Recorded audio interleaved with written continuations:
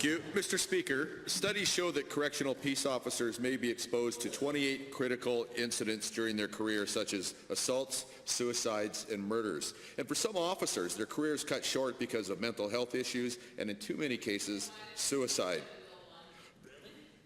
I'm talking about suicide, and I'm being taunted by the government side. I'll go straight to the Premier.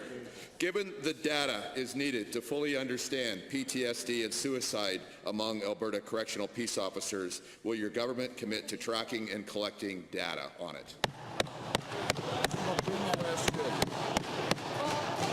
Mr. Speaker, and thank you to the member for the question. I actually began my legal career doing exactly that, working on behalf of corrections officers who were suffering from PTSD, so I'm very aware of the issue, and it's a very important issue, and I'll certainly look to see where the data is on that. I will say that the issue that was sort of thrown out from this caucus is a good one, though, the degree to which there was an opportunity to talk about PTSD as it impacts corrections officers, and the fact that this government specifically rejected that issue and rejected the import of that issue when the matter was brought forward a couple years ago.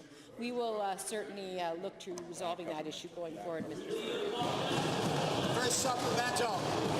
Well, let's try again, Mr. Speaker, and see if the Premier's interested in helping. So I'll ask the same question again, and I'll make it really clear. Will you ensure that data is collected and tracked on corrections officers in regards to the incidences of PTSD and suicide? Will you? Well,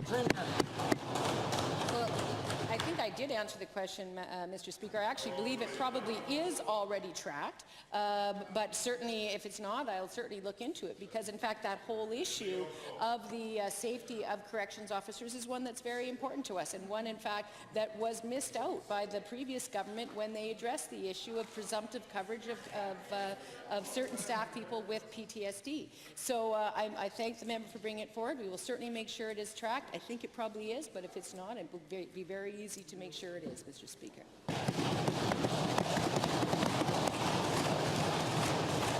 Honourable members, I just wanted to remind you that spring has sprung, and I can feel the flowers growing in the room. So as we look through this next few minutes together, I hope we can think about the weather outside. The second supplemental. Well, we've had strike two, Mr. Speaker. The Premier hasn't answered the question twice. She said yes, and then she said she wasn't sure. So I'm going to give the Premier a third chance before she strikes out.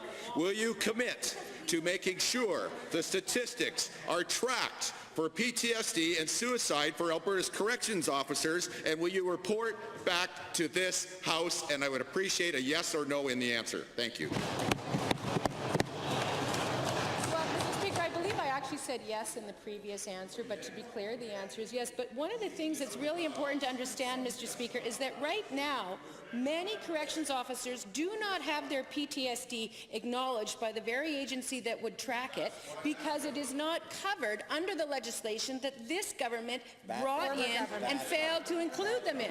So because PTSD is the presumptive coverage of PTSD does not extend to corrections officers as first responders, because the members opposite chose to exclude them. Some of the statistics are difficult to get because many claims have been... Thank you.